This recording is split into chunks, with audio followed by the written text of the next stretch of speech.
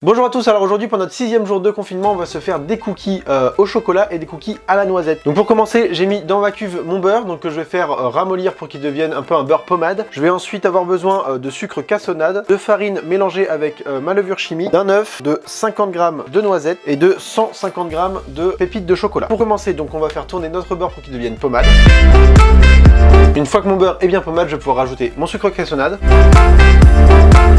Je vais bien corner ma cuve et refaire tourner encore une fois. Une fois que tout est bien incorporé et qu'on ne voit pas de morceaux de beurre, je vais pouvoir rajouter mon œuf.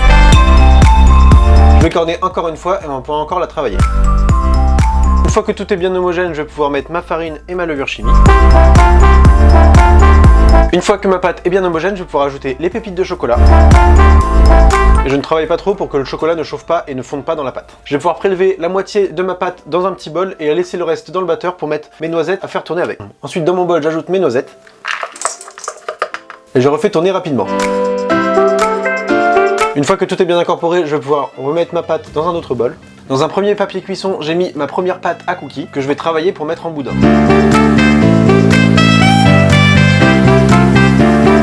Je fais la même chose avec la deuxième. Cette pâte à cookies, je vais pouvoir la mettre au frigo pour la laisser refroidir, ou si vous êtes pressé, mettez-la au congélateur. Une fois que mes pâtes ont refroidi, je vais pouvoir les couper.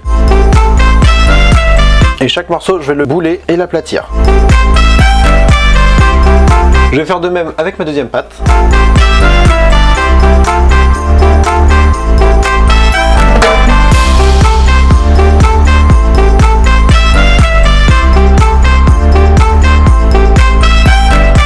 Voilà, du coup nos cookies sont cuits, donc pour la cuisson 160 degrés à peu près une vingtaine de minutes. Quand on commence à apercevoir une coloration autour de notre cookie, ça veut dire que notre cookie est bon. On va pouvoir le laisser refroidir et après on va pouvoir le déguster. On se retrouve demain pour une prochaine vidéo.